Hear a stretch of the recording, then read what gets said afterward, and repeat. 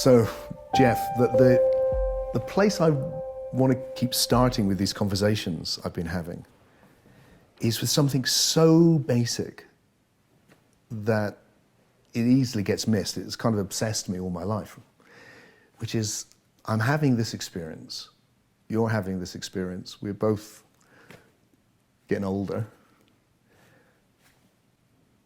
What is it? Mm-hmm.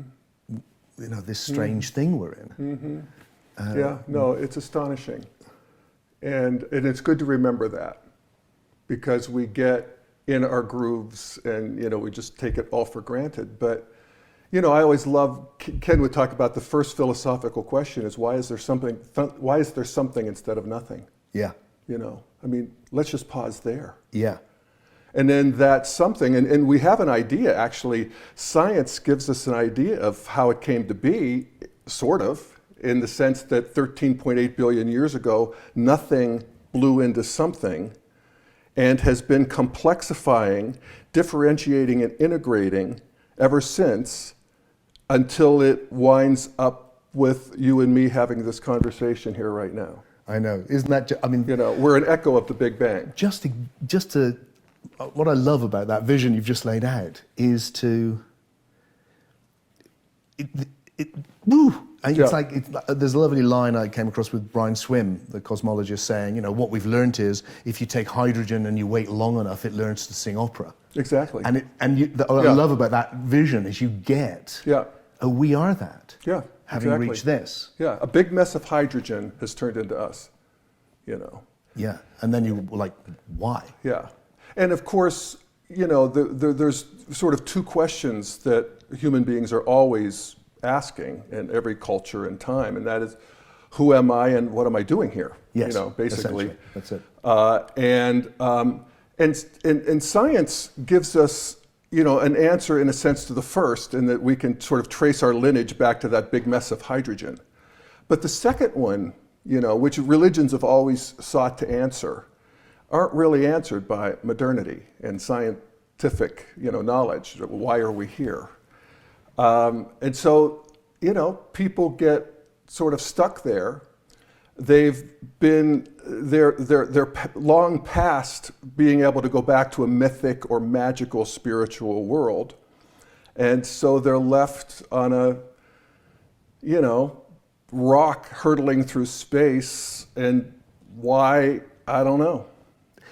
That's, in my latest book, Soul Story, it starts with exactly that thought. It's like there is a soul crisis happening because the old religious ideas seem to have fallen to bits, and they seem irrational now. They don't hold. The world wasn't created in 7 days, right. And it may mean something, but we can't take it literally. Right. And then the alternative seems to be this incredible body of scientific knowledge, which is literally soulless. It doesn't address that level. It's just incredibly good at causality. Yeah. And can't possibly go into this other area, like, and why? What am I? And what, especially, although I love my experience of the physical world, what's this experience I'm having all the time of a non-physical world, full of ideas and this other thing where we're connecting now, where our bodies, sit in the chair, it's all happening nowhere. Yeah. But so this nowhere, this psyche or soul, has come from this material causal world. Yes. And it's going, why have I come from this causal world? Yeah. And what am I? Yeah.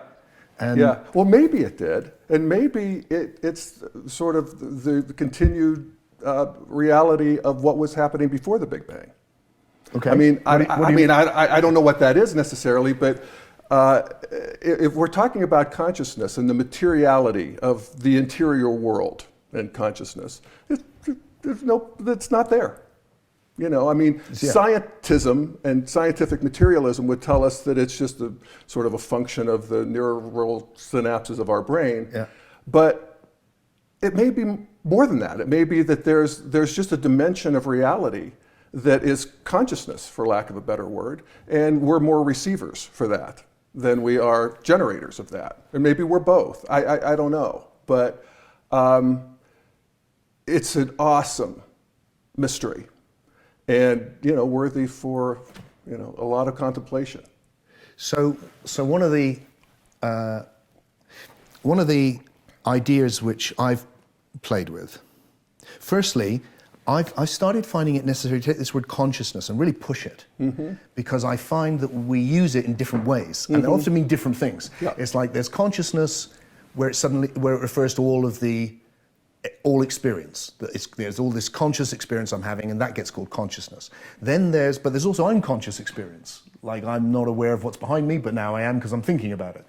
Or when I'm asleep and the alarm goes off, I'm clearly having an experience, but I wasn't conscious of it, and then I'm conscious. So there's that sort of consciousness. And then there's kind of big C consciousness, where people often put at the beginning of the universe, there's something, a subjectivity, and that's different again. And then there's consciousness where it refers to all of the contents of the psyche. So I've started thinking, is there a way in which we can kind of clear that up? And then, like you, I'm going, okay, so one thing that does seem to have happened in the process of emergence is that from non-material life has come life, and then from life has come sentience. And at a certain point, I don't know where exactly, sentience is clearly conscious in that it registers itself. And there's a lot which interests me about that, but that's happened. And then another jump again to this world of images, which seems where it's not just conscious of sentience, but it's conscious of images. And there seems to be a flow through. So I'm kind of playing with this. Is it a hypothesis? Is it to say, look, what we're in is the realization of these potentials on ever more emergent levels? Is that one narrative which connects it all? That all of this is like this can only arrive after this, and that we've reached this, so that literally the material world has led to a non-material soul. Yeah, again. Yeah, something which is really about causality has led to something which is about narrative and story and concepts. Right. Well, one of the things, and you can talk to Ken about this when you see him, but one of the things that Ken's integral aqua model really has helped me with, and I'm not exactly sure it's right, but it's different. It's different than the idea of material turning into noetic, turning into spiritual. It's that all of those are online all the way down. Yes, so to speak. So that even a quark has an upper left quadrant dimension of a little tiny piece of consciousness. It's just a little tiny thing, but it has a little tiny creativity, a little tiny even intentionality. As long as we take it down to the appropriate level. Yeah.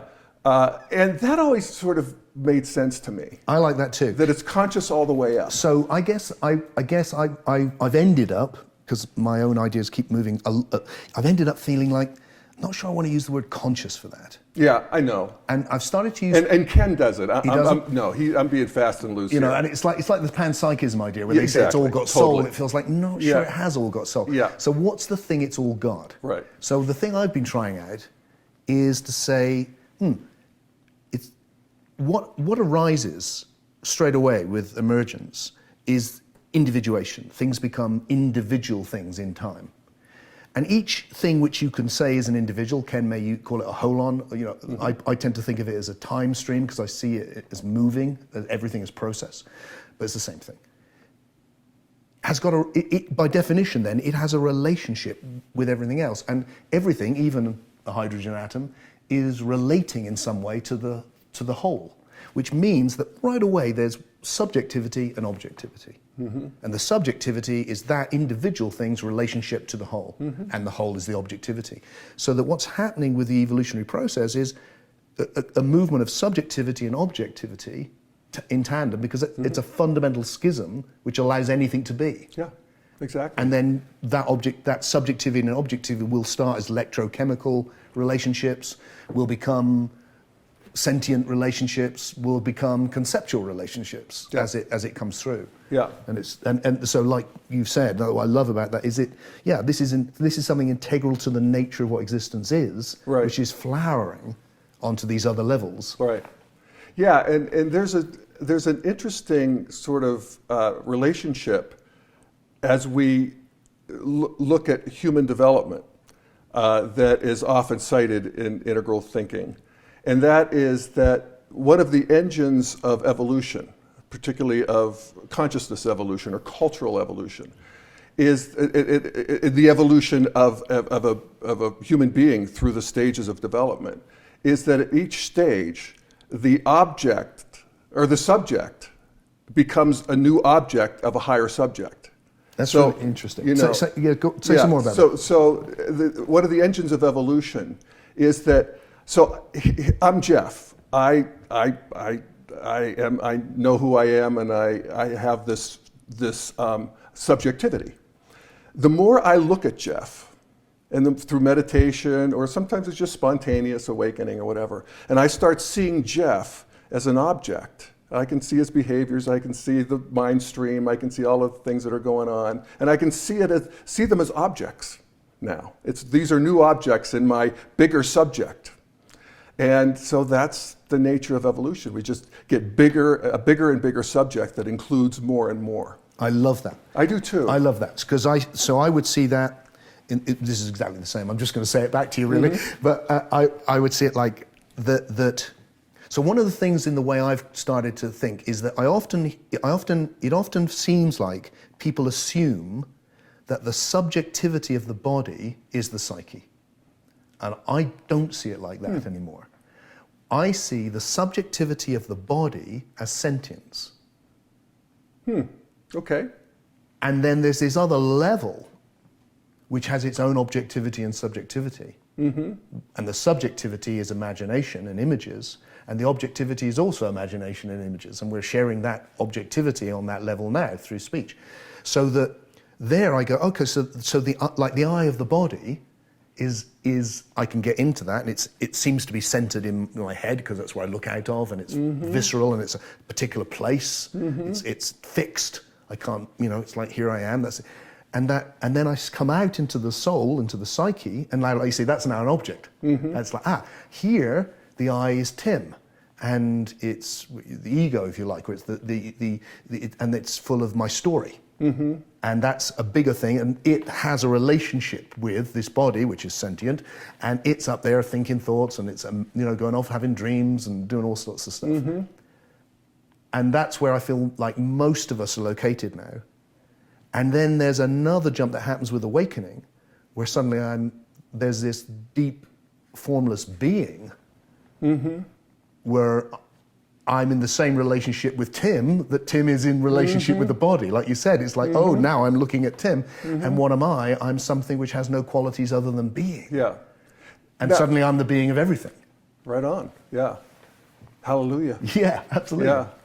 Now, are you familiar with Ken's aqua model, the growing up versus waking up? Yeah, I love that. Yeah, I love it seems like deep. Some of that in what you're saying is that there's a waking up development that's happening too, as we just become more and more aware of our oneness, if you will. Yeah.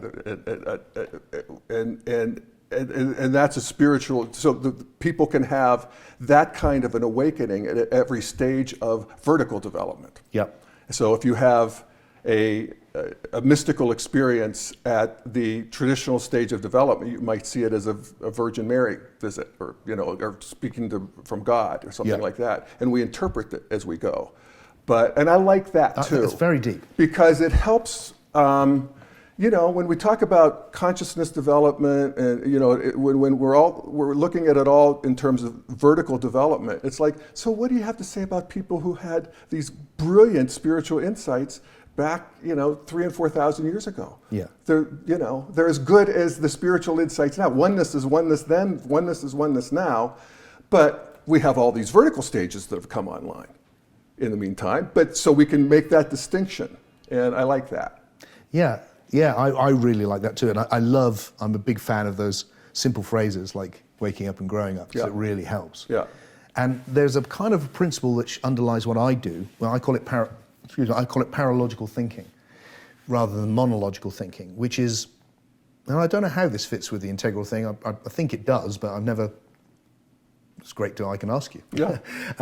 Because it's quite. I tend to think in a polar way, rather than quadrants, and it seems always to come back to a two-ness. That's a fundamental about the nature of duality. That it's two and one at the same time. That yin-yang paradox. So I tend to think I'm always looking for these opposites that are opposites that are actually complementary opposites that complement each other, and those seem like that. That there's something, well, like in this moment now. When I look at it, it seems like, there is something which is always the same, this timeless presence of my being, witnessing this continually flowing, evolving process of time, which is just changing and literally growing because it includes the past. It's just more and more and more, and Tim is a bit more, and then something doesn't change. And the waking up always feels like you can touch that eternal, timeless thing at any process in that change. And when you do, well, for me, when I do, if I really go into it, it embraces it, and there's this love. This immense love. But Tim may not be wise enough to live that love. He's constantly trying to get wise enough to live this that comes and came when he was a kid and came again and keeps coming. And yet within that, hopefully, Tim is slowly getting wise enough to be able to do a bit more embodying of that. Is that the same idea? It's certainly my experience of, just continuing to soften and break the ego boundaries and to have more of a bigger view of it as it's arising, which leads me to a question for you. And that is, so what happens, this is what I've always want to ask philosophers, what happens when we die, Tim? Well, that's uncanny, because that was the question I was going to ask you. One of the things that made me write my book Soul Story and put an awful lot of time into thinking about these things was because I was finding a lot of evolutionary thought was brilliant at linking a lot of spiritual concepts to a lot of scientific concepts. But I wasn't comfortable, I hadn't found anything which had addressed death. And what I see in spirituality is all about death. Not all, but a lot. A lot. And the essential idea there is that this thing we're experiencing, the soul, doesn't die. So my own experience of being around death is that something amazing happens, something tragic happens, and also something, whoa. And where I've ended up is wanting to, what I've wanted, I don't know if I'm there yet or not, but what I've wanted was a way of holding my head up high intellectually and going, I don't think the soul dies, without sounding like I'm an idiot, or it's just woo-woo, or it's like, you're not man enough to face the truth, or all of that stuff. So my own feeling is, and this is what I talked about at TEDx, I took the risk and talked about the immortal soul.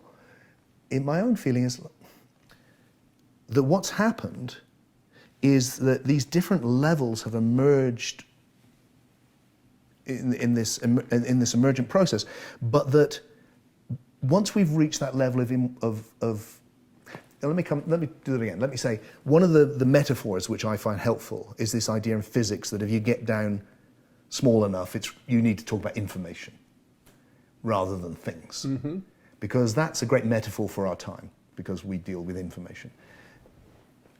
And therefore you can see this whole evolutionary process as one of information evolving. So this is a level of information. And so is this. I point here because it's nowhere. This thing where we're actually, where the meaning is happening. Here's the funny noises, here's the meaning. That level of information. That it's reached a place now where it exists non-materially and therefore is not affected by materiality in the same way. And the metaphor, and it's very crude, but here you go, the metaphor that I've been sharing with people just to get across the beginnings of where I've ended up, is to say a bit like, if you think of information on a computer, that when you've got it locally on the computer and it dies, you'll lose all the information. But if it's simultaneously on the cloud, this can die and the information still exists. And my sense is, right now, we're existing as information on the biological level, in tandem with information which is on a non-material soul level. which is a whole domain of reality. It's not a side effect of anything. It's a whole domain which you can go off and explore. And that what happens when we die is that this part of us, which is temporary and material, can hold together for so long and dies. That's what biological things does. But it's not in its nature to. And the way I frame that is to go, I'm experiencing this flow of sensation, that's the body. I'm a flowing flow of imagination, that's the soul. So when the body dies, the sensation ceases, but the imagination continues. And when I look at people who've had near-death experiences, it looks like that. It looks like dreams, but not as something unreal, but as the most emergent level of reality. So that's what I'm playing with. And then you can almost look, when you go through the spiritual literature and start looking at what people have said about heaven, if you like, it feels like, oh look, it's evolving. This is a domain of reality that is itself evolving. Which I find intriguing. Why wouldn't it? Yeah. You know, everything else does. Yeah, because it's made of all the images. So you start with the shades, it's hardly there, and then it's going to become the drinking halls of Valhalla, which is your life, but as you'd wish it would be, and then it's going to become religious and saints and or Buddhas, and now it's everything. I just don't want it to be ugly and full of dragons and. I mean, neither. You know. Yeah, I guess. And I'm not entirely. I used to be sure that wasn't the case, but I'm not so sure. I don't know what to think anymore. Well, I mean, I'm talking to people I know and respect who are into aliens and who are into psychedelics and you know, that's good. I'm happy to have my paradigm shaked, but it leaves me in a little bit of a don't know space. I got to say. You feel don't know with death? Somewhat. Yeah. Well, it's a deep place. I mean, and you know, actually, I'm sure you've picked this up from everything I believe is predicated on don't know. Yeah. The lot. Everything. The whole thing. I think that's, you know, if you're smart enough, at some point you have to get there. I mean, because we don't know. No. Now, what I will say is that as I know in a way less, even though I know more, I trust the system more than I used to. That's where it comes from me, Jeff. Yeah. The whole thing, there's a little bit in my book where I make this confession near the end, where I go, look, really, this whole intellectual system that I'm so desperately trying to lay out in a rational way that makes sense, it's all to prop up just intuitions that arise when I feel really awake. Like, this is good. Well, how can this be good? Because it's awful. I know. But it's good. I know. And the same with death. There's a deep intuition, look, it's okay. It's safe. How can it be? I love that. Ram Dass, one of his favorite lines, death is perfectly safe. Safe, taken from him. I had the privilege when I was much younger, I used to be a musician, and I did a rave track, dance track with Ram Dass. Oh, you did? Which ended with him going, death is perfectly safe. Doesn't that give a new meaning to the word safe? Yes, it does. And so that's kind of bedded in me. So those deep intuitions of goodness, of safety, of this is amazing. Which are, don't you think the more you get the waking up, the more there's this kind of confidence, this with faith. Well, and it's interesting you mentioned near-death experiences, and also people who have had, basically religious experience or mystical experiences. Very often lose their fear of death. And that's something. It's astonishing. You know, it's wonderful, amazing. It's good information to know. So the place I'm playing with it, because it fits with my intuitions, and I just think, well, can I make sense of that? Is it's the imagination. That's what it is. You know, the Sufis, the imaginal realms. It's we're in it now, and if that's true, then I suspect there may be dragons. Because the imagination's full of everything, but I'm sure the dragons will be nice to you, Jeff, I hope because so. You're so lovely. But there's an element of, it's a bit like, well, look, we're already like that. You know, you could go to bed tonight and sleep and go into a deep dream, and you could go, oh, it could be an awful dream. And it's like, yeah, it could be, but I know, and sometimes they are. I mean, I don't always have great dreams, but. I will say that once I wake up and realize it was a dream, it was like, oh, that's, no problem, let's have some coffee. And I forget who, it might have been Ram Dass even, talking about death as being similar to that. Where it's like, whoa, that was a trip. What the, You know. I feel like that's how, that's but you know, thank God that's over, and let's get on with it. There's something, the idea, which seems to be prevalent, that you could be here for whatever, you're 70, 80, if you're lucky, whatever years, have all of this happen and no debriefing at all. I know. It's just like, it doesn't seem right. No. It doesn't seem There's fair. a level of absurdity to that. Yeah, I agree. So here's another idea. What do you make of this? One of the things I played with, I did this at TEDx as well, just to see what they make of it, is that you've got this evolutionary process. It's led to greater and greater individuation, and as that's happened, the subjectivities become more pronounced until it's become sentient and conscious, and the imagination and us here, like, whoa.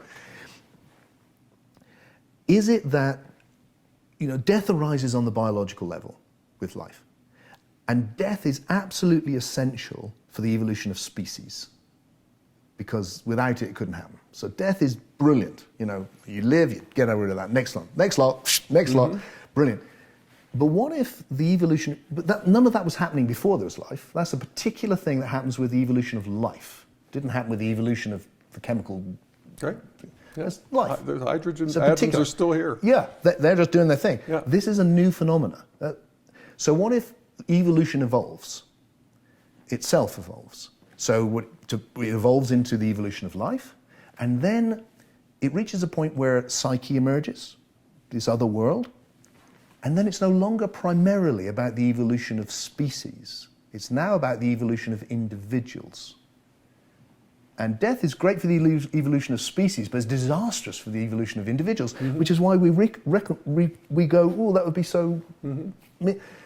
And that's because it has evolved onto this level of permanence, because it's about individuals now. And then that's where spirituality kicks in, because it's always known. It was about the evolution of individual souls, through the transmigration of the soul, moving in and out of biological, like a symbiotic relationship with a biological entity, and then out again, moving between these realms.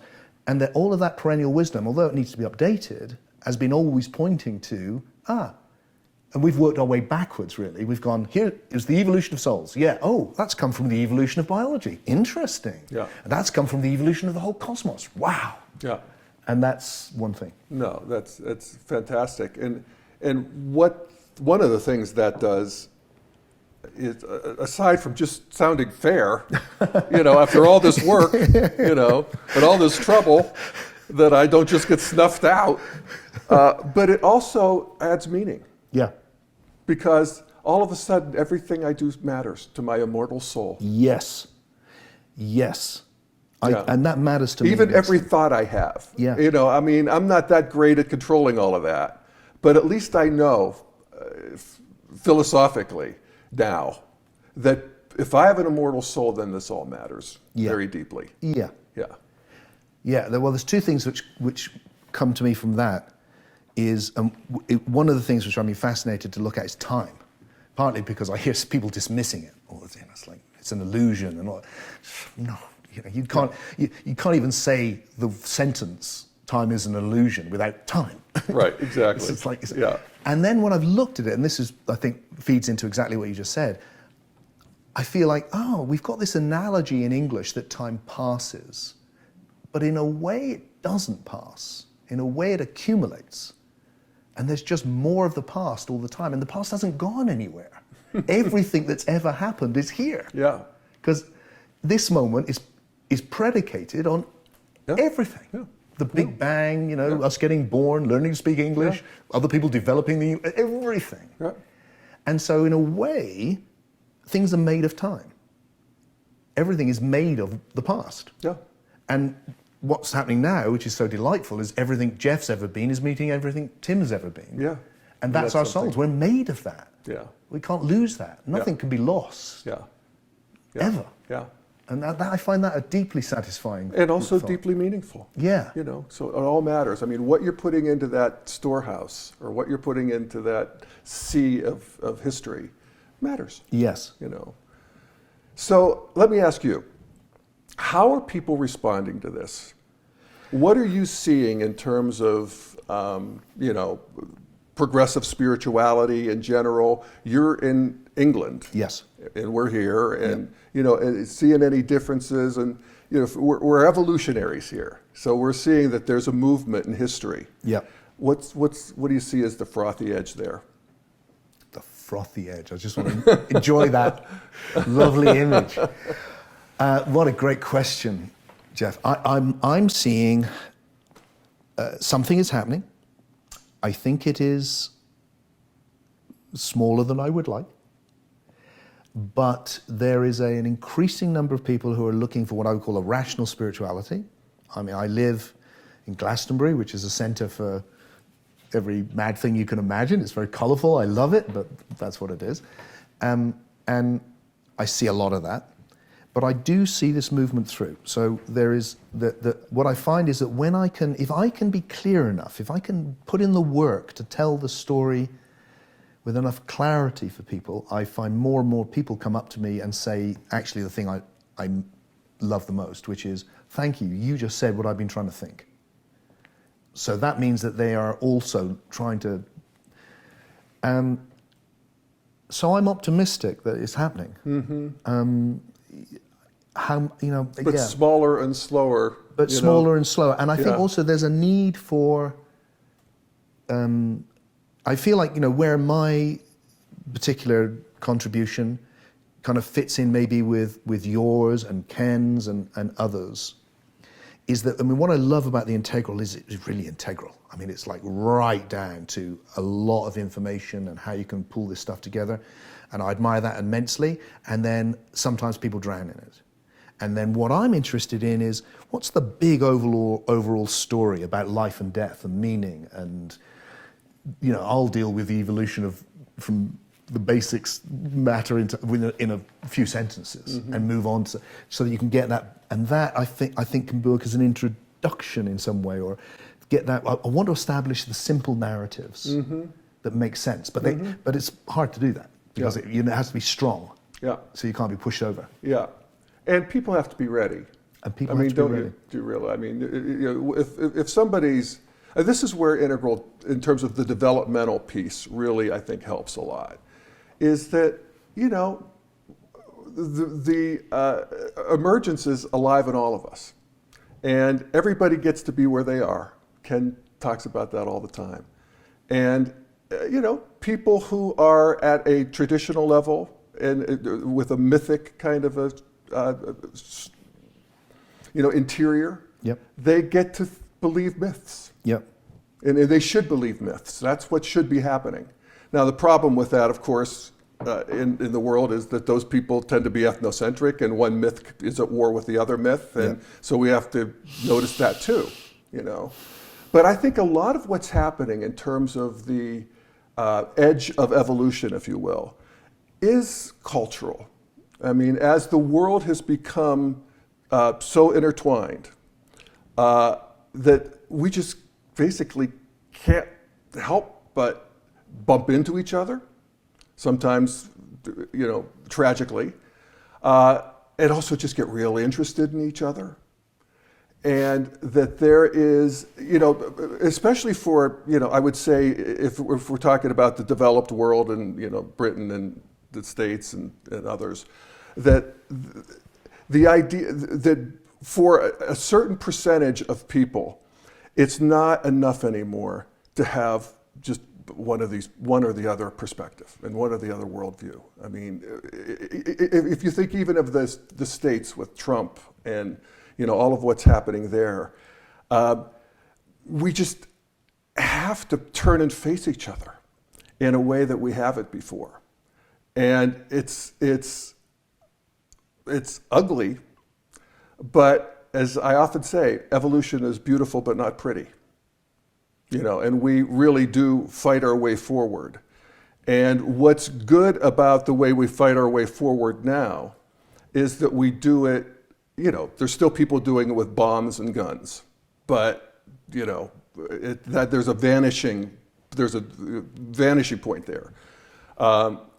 But we're doing it in some ways in what we would call the subtle realms. I think you might call it the imaginal realms or the realms of ideas. Yeah. We're doing it on the comments sections. Yeah. That's where we're assassinating each other now. Yeah. And that's a big step forward. It's a huge step forward. It's, far less bloody, but still, ugly as sin, and so do and you really, think, really, really, really hard for people. Are you optimistic with that? I mean, I'm just having you said that just as a thing. I find myself a lot wanting to say to people, it's better than you think. Yeah. And my father fought in a war when the whole world went up in flames. Mm-hmm. I've never been in a war. Oh, I know. That's so rare. I'm an Englishman who's never fought in a war. No. Europe has been pretty much at peace. Yes. Has never, Yes. The transformation in the way we treat women, as people who would be dismissed as sexually deviant are now fine. Yes. And massive changes. Astonishing. And a lot of this is just due to modernity. This is the upside of modernity. Absolutely. Because you could have a traditional heart is basically, I hate to say this, genocidal in the sense that you think that your God and your way it will triumph. Yeah. And so the other ones should. Yeah. And that's the way it is. Your duty is to make sure that happens. Exactly. Or it's your God, it's your religion, it's your race, and if it's it doesn't, whatever it is. Your God's punishing you because you didn't do it well enough. Exactly. Yeah. And so we had this sour spot in history where we had cultures with traditional hearts, but modern weaponry. Yeah. So we have, the traditional interiors and modern exteriors. And that was, I just did an episode on the They Shall Not Grow Old, the documentary about World War I that Peter Jackson did. That's just out. Stunning, yes, fabulous. Oh. And you see, oh my God. Yeah. You can see how bad it can get. Yeah. And, so we could take some heart in seeing that what happened, particularly after World War II, after people saw, the concentration camps, the nuclear, the whole thing, that we got modern in the interiors. And modern in the interiors means that we no longer see our way forward as conquering the other. The way forward is to trade, to be friends, to marry, to, and that's the way forward. Conquering and colonizing another country is too much trouble at this point, and we can actually have a better life if we just all cooperate. That's a deeply modern interior revelation, and that's reliable. Once people get that, there are certain life conditions that could, if you find yourself in a war zone, you can go back down real quick. But I think we can rely on this sort of pacification. The historians call it the Great Peace. Yeah. Since 1945 in the developed world. Really? Thomas Friedman talked about the Golden Arches principle, that no country with a McDonald's has ever gone to war with another country with a McDonald's. I've never heard that before. Yeah. That's fantastic. And that's a good rule of thumb.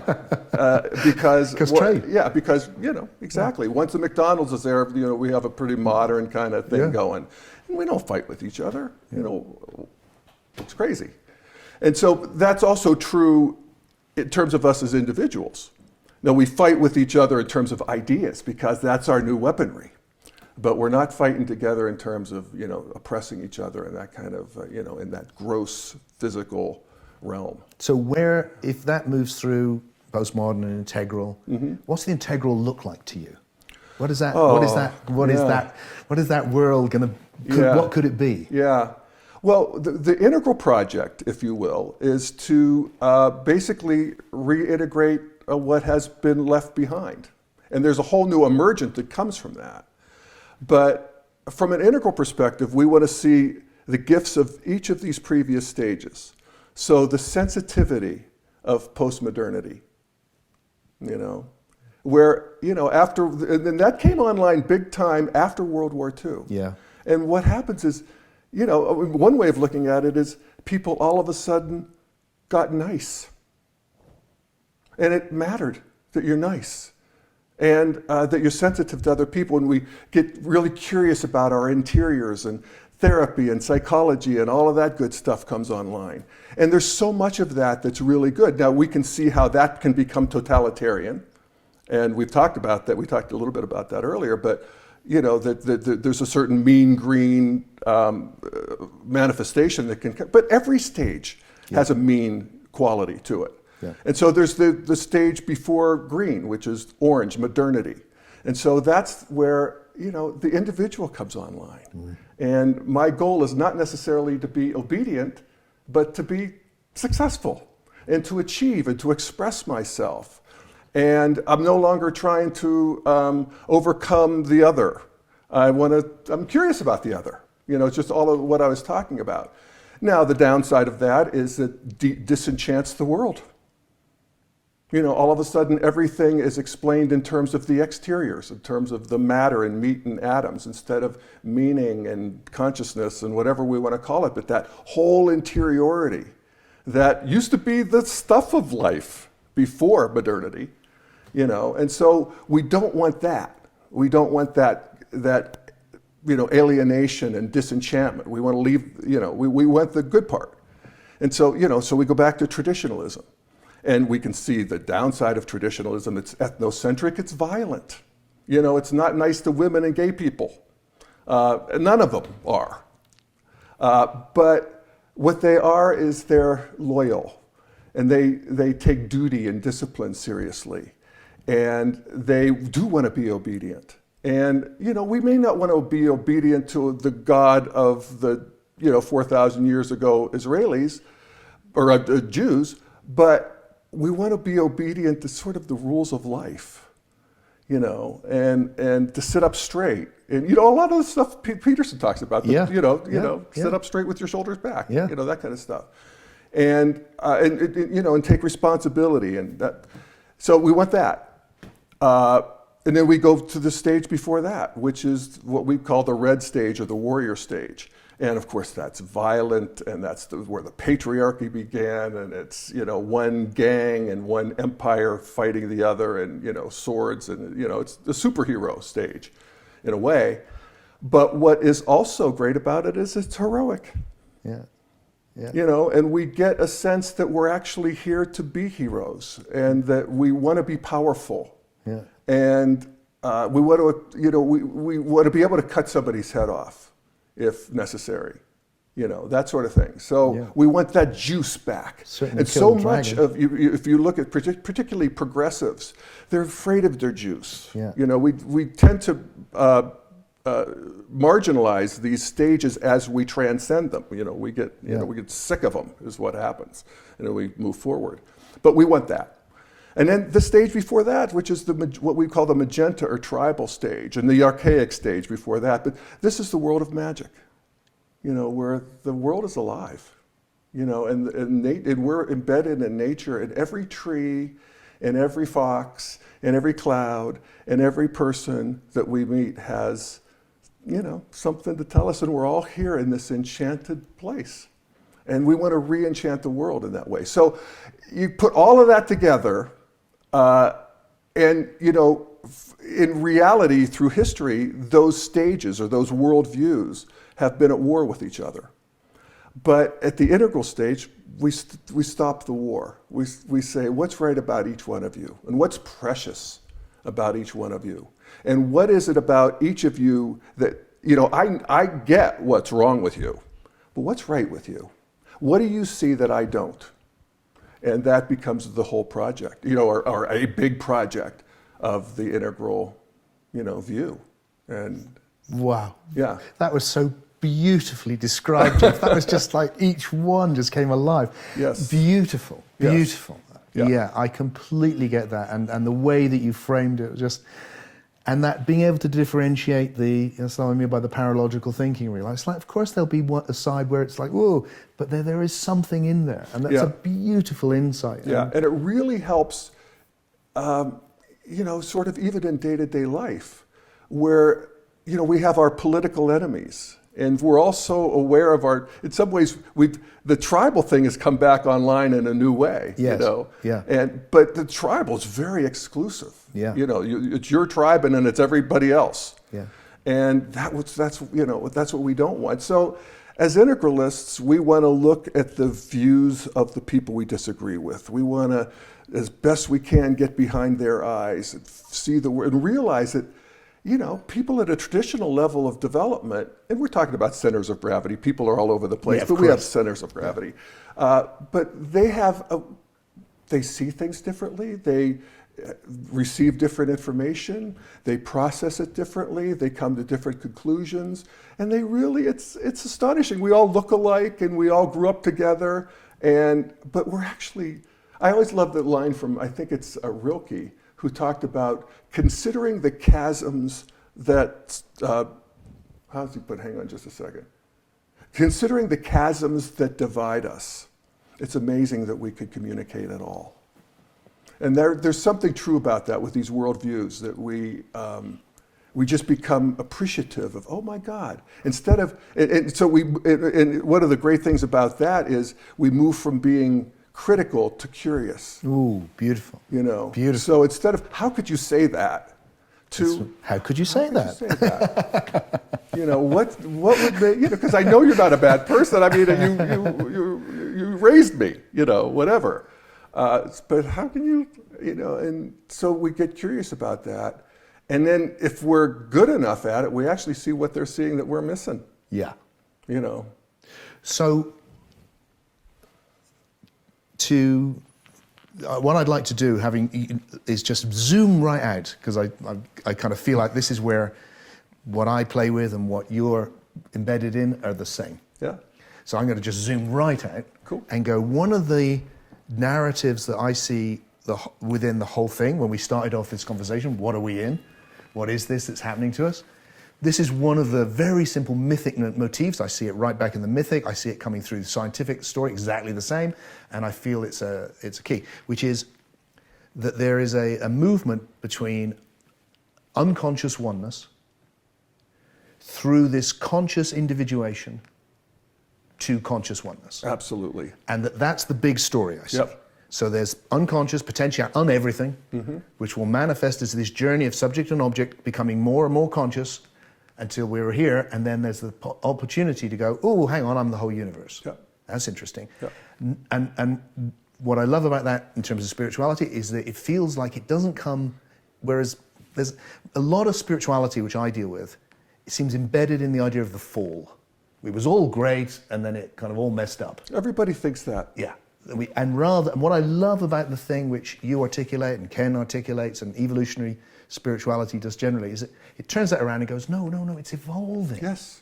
It's and the self and the body, these aren't bad things. These are foundations from which you reach this. So you've got this lovely, positive, hopeful scenario. So the little thing I've been playing with in this latest phase of my life is, can we frame it that we're the evolutionary process here, which is maybe I want to ask you really, is this part of integral or the integral stage? Because I'm wanting to go, look, I think what's happening is that the individual, we've been through this age of individualism, which has been fantastic. And it's freed us from this collective unconscious because we're now thinking for ourselves more. We don't all wear the same clothes. We're individuals. And that from that we can now move into a stage where we're what the word I've coined is unividuals, which is individuals conscious of unity. Unity with humanity, with the natural world, and even unity with the whole universe. Yeah. And that jump is that second tier in integral, the movement to the integral phase, is that movement so that the individual births into something where you're more than just yourself. Exactly. But you've got there by being more and more yourself. Exactly. Yes. No. Beautifully said. And I'm very inspired by that. That's a wonderful transmission of that, actually. It's that one in many thing, so we have this Jeff thing. But the more I sort of challenge that, the more I look at this one's perspective, and I look at this, and I take it this culture, and now in our modern world, we have everything's available to us. We could sit at the knee of every teacher in history, actually. Is that I stop identifying with my Jeff perspective. It's still there, you know. Joe and Jeannie gave it to me, but I've tasted so many. I've drunk from so many wells now that I identify not with my perspective, but with the space within which perspectives arise. And so they're all available to me all of a sudden, you know, to the degree that I've, you know, kissed the frogs and they've turned into princes. And so I'm beyond personal at this point. You know, we talk about transpersonal. It's a real thing. Yeah. And then at this point, you know, the Venn diagram of Tim and Jeff we're overlapping, and we do actually get into a new conscious oneness, where all the particularities, you know, the original oneness, the oceanic oneness, and actually when I talked about going down the stages, we can go down to the oceanic oneness, where we're actually just waking up from, you know, merger with nature, you know, and we actually want that too. Yeah. Yeah. But now we want it with all of the sparkling. We want it consciously. Yeah, we want it consciously with all of the history online. Yeah. And that's a lot. Well, I can't tell you how much I enjoyed. That's a basketful. I more than enjoyed. I have loved meeting this Jeff thing, and all of his Tim. perspectives. And it's a beautiful vision. Yeah. The vision you're carrying in the world is beautiful, inspiring, hopeful, and full of goodness. Yes. And it's just a delight to come and explore it with you. Oh, I'm so grateful that you did. Thank you so much, Tim. It's good to have you here in my home.